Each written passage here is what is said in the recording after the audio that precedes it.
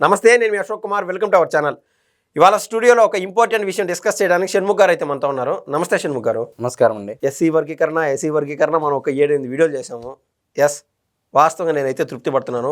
మనం అది కష్టం కాదు, ఒక తృప్తి లాగా నేను చెప్తున్నాను. ఏదో ఒక వివాదాస్పద సబ్జెక్ట్ కాకుండా ప్రజలకు ఉపయోగపడేది, ప్రజలకు ఇన్ఫర్మేషన్ ఇచ్చేది, ఆ భాగంలో మన ఇద్దరు తీసుకెళ్ళినందుకు నేను రియలీ హ్యాపీ. ఎందుకంటే నేను చెప్తున్న విషయం ఏంటంటే, ఎస్సీ వర్గీకరణకు సంబంధించి కూటమి ప్రభుత్వం ఏర్పడి దాదాపు 11 నెలలు అవుతుంది. గత 32 ఏళ్లుగా మందకృష్ణ మాదిగ గారు ఏదైతే వాళ్ళ సామాజిక వర్గానికి అన్యాయం అవుతుందో అని ఎస్సీ వర్గీకరణ కోసం పాటుపడ్డారో, ఆయన పాటుపడిన దానికి, ఆయన పడిన కష్టానికి ప్రతిఫలంగా ఈ కూటమి ప్రభుత్వం ఏర్పడిన 11 నెలల్లోపే ఎస్సీ వర్గీకరణ చేయడము తూతు మంత్రంగానో లేకుండా ఉంటే కంటి తుడుపు చర్యగానో చేసినామని ఒక 3-4 ఏళ్ళు గతంలో మనం చూసాం. కాబట్టి నేను ఆవేదనతో చెప్తున్నాను. వాస్తవంగా అక్కడ తూతు మంత్రంగా కాలం గడపడమో చేయలే. 11 నెలలలోపు మంత్రివర్గంలో చర్చించారు, అసెంబ్లీలో బిల్లు పాస్ చేసుకున్నారు. తర్వాత గవర్నర్ దగ్గరికి కూడా పోయి ఆర్డినెన్స్ పాస్ చేయించారు నిన్నటికి నిన్న.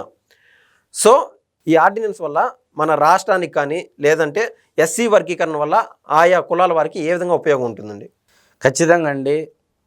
చాలా వీడియోలు అయితే చేశాము ఎస్సీ వర్గీకరణ మీద. ఎందుకంటే రాష్ట్రంలో చంద్రబాబు నాయుడు గారు దళితులు ఇబ్బందులు చూశారు, అదేవిధంగా మందకృష్ణ మాదిగ గారి వారి యొక్క పోరాటాన్ని చూశారు. మరి 30 ఏళ్ల ఉద్యమానికి గాను ఎట్టకేలకు ప్రతిఫలం అయితే దక్కినట్లయింది అనేది అయితే మనం స్పష్టంగా చెప్పవచ్చు. మరి ఎందుకు కూటమి ప్రభుత్వము ఇంత త్వరగా, ఎలక్షన్లు అయితే 2029, కానీ ఎందుకు ఇంత 8.5 నెలల కాలానికే యుద్ధ ప్రాతిపదికన ఎస్సీ వర్గీకరణ చేపట్టింది? ఇది రాష్ట్ర ప్రజలందరికీ తెలియాలి.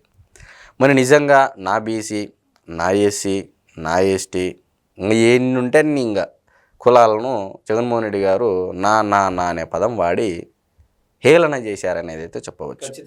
మరి నిజంగా చంద్రబాబు నాయుడు గారు హేళన చేశారా, జగన్మోహన్ రెడ్డి గారు చేశారా అనేది 2024 ఎలక్షన్లలో ప్రజలు ఇచ్చినటువంటి తీర్పును. అరకు పార్లమెంటులో దాదాపు ఆల్మోస్ట్ అన్నీ ఎస్సీ ఎస్టీ రిజర్వ్డ్ కాన్స్టిట్యున్సీలే. అవును. మరి అరకు పార్లమెంటులో కూడా ఎన్ని సీట్లు ఇచ్చారో ఈసారి దళితులు అనేది మనం గమనించదగ్గ విషయం. సరే, మరి అటు నుంచి ఇటు వస్తే అసలు ఈ 8.5 కాలంలో ఎలా ముందుకెళ్ళింది కూటమి ప్రభుత్వం? మరి ఒక్కసారి ఆ వివరాలు చూసినట్లయితే 2024 అంటే ఆగస్టు 1వ తారీఖున ఎస్సీ వర్గీకరణకు సుప్రీంకోర్టు పచ్చ జెండా. మరి 2024 నవంబర్ 7న అమలుకు కార్యాచరణ ప్రకటన. 2024 నవంబర్ 15న రాజీవ్ రంజన్ మిశ్రా ఏకసభ్య కమిషను నియామకం. 2025 మార్చి 10న ప్రభుత్వానికి ఏకసభ్య కమిషన్ నివేదిక సమర్పణ. 2025 మార్చి 20న కమిషన్ నివేదికకు శాసనసభ ఆమోదము. 2025 ఏప్రిల్ 14న జాతీయ ఎస్సీ కమిషన్ నుంచి సంబంధిత దస్త్రం రాష్ట్ర ప్రభుత్వానికి రాక. 2025 ఏప్రిల్ 15న ముసాయిదా ఆర్డినెన్స్కు మంత్రివర్గం ఆమోదం. 2025 ఏప్రిల్ 16న ఆర్డినెన్స్కు గవర్నర్ ఆమోదము. 2025 ఏప్రిల్ 17న ఆర్డినెన్స్ 2025 గెజిట్ విడుదల. సూపర్ అండి నిజంగా. ఇప్పుడు ఇక్కడ చిత్తశుద్ధి కనపడుతుందా లేదా? అంతఃకరణ శుద్ధి కనపడుతుందా లేదా? ఎవరి పట్ల? పేదవారి పట్ల, బడుగు బలహీన వర్గాల వారి పట్ల కనపడుతుందా లేదా? ఖచ్చితంగా కనపడుతుంది. ఈ డేట్ల వారీగా చూడండి మనం చెప్పిండేది. సరే, మరి అతి ముఖ్యంగా మనం చెప్పాల్సినటువంటి విషయం ఏంటంటే జాబ్ క్యాలెండర్ ఎక్కడ అని చాలామంది ఎగతాళి చేసే పరిస్థితి ఈరోజు రాష్ట్రంలో. మరి ఎందుకు ఇది లేట్ చేశారు జాబ్ క్యాలెండర్ అనేది ఇప్పుడు అర్థమై ఉంటుంది. ఎస్సీ వర్గీకరణ నేపథ్యంలో భాగంగా 3 కులాలను, అంటే 3 ప్రధాన వర్గాలుగా విభజించి రెల్లి ఉపకులాలు, మాల మరి వారి ఉపకులాలు, మాదిగ మరి వారి ఉపకులాలు, మొత్తం 15% రిజర్వేషన్లు, 16,347 పోస్టులు డిఎస్సి, మెగా డిఎస్సి ఇచ్చారండి. మరి ఈ ఎస్సీ వర్గీకరణ ఏందయ్యా ఉపయోగం అని చెప్పేసి చాలామంది అంటారు. మరి నియామక ప్రకటనలో కానీ, ప్రభుత్వ ఉద్యోగాలలో కానీ, ప్రభుత్వ ఉద్యోగాల పదోన్నతులలో కానీ, విద్యా సంస్థలలో ప్రవేశాలకు గాను ఈ రిజర్వేషన్ అప్లికబుల్ అవుతుంది, అమలు వర్తిస్తుంది అని చెప్పేసి ఇక్కడ స్పష్టంగా చెప్తా ఉన్నా. మరి 17% 16,347 పోస్టుల్లో అంటే మరి న్యాయం చేసినట్టా కాదా? సామాజిక న్యాయం చేసినట్టా కాదా?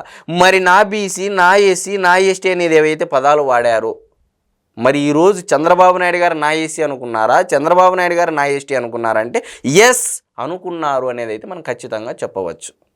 కానీ అది బయటకు అవుట్ పోర్ట్రేటే కాలేదు కదండి. పోర్ట్రేట్ కాలేదు అంటే వారి యొక్క విచక్షణ జ్ఞానానికి మనం వదిలివేయాలి. ఇంకా చంద్రబాబు నాయుడు గారికి కులాన్ని ఆపాదించి కుల జాడ్యము, మత జాడ్యంలో మునిగిపోయి తేలుతూ పక్క వారికి ఆ జాడ్యాన్ని అంటించాలనే ప్రయత్నం చేసిన వారి యొక్క విచక్షణ జ్ఞానానికి వారిని మనం వదిలివేయాలం. కాబట్టి గత ప్రభుత్వంలో 10 రూపాయలు లాభం చేస్తూ ఉంటే 100 రూపాయల ప్రచారం కనిపించేది ఖచ్చితంగా అండి. ఇప్పుడు అల్టిమేట్గా 2024 ఎలక్షన్లో ఆ ప్రచారాలను నమ్మి ఉండింటే అరకు పార్లమెంటులో ఎందుకు కూటమి ప్రభుత్వానికి ఇన్ని సీట్లు వస్తాయి? ఎగ్జాంపుల్ అండి, సెట్ చేశారు. దళితులేం అమాయకులు కాదు, రాజకీయంగా చైతన్యవంతులు అయిపోయారు. ఈరోజు మాకు ఎవరి మంచి చేస్తే వాళ్ళకే మా ఓటు ఖచ్చితంగా అని చెప్పేసి 2024 ఎలక్షన్లో ఖచ్చితంగా చేయడం జరిగింది, నిరూపించారు కూడా. తద్వారానే కదా కూటమి ప్రభుత్వం యుద్ధ ప్రాతిపదికన ఎస్ మనం కూడా దళితులకు చేయాలి అని చెప్పేసి 30 ఏళ్ల పాటు జరిగినటువంటి ఉద్యమానికి స్వస్తి పలుకుతూ చంద్రబాబు నాయుడు గారు నిర్ణయం తీసుకోవడం జరిగింది. దాన్ని అమలు కూడా చేస్తూ ఉన్నారు. రాష్ట్రంలో పంచాయతీ ఎలక్షన్స్ కానీ లేదా మున్సిపల్ ఎలక్షన్స్ కానీ 1.5 సంవత్సరం నాటి రానున్నాయి ఇంచుమించు.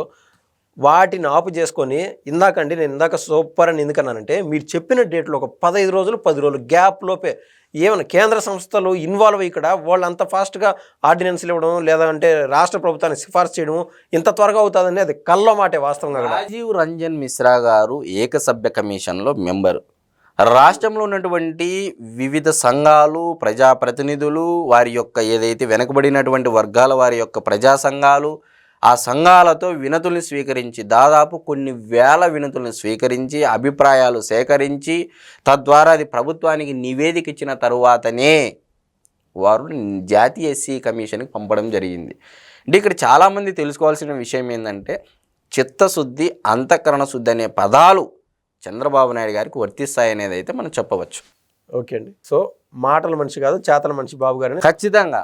అందుకే డిఎస్సి నోటిఫికేషన్ కూడా కొద్దిగా ఆలస్యమైందని మనం స్పష్టంగా చెప్తున్నాం. ఓకే అండి, ధన్యవాదాలండి. నమస్తే.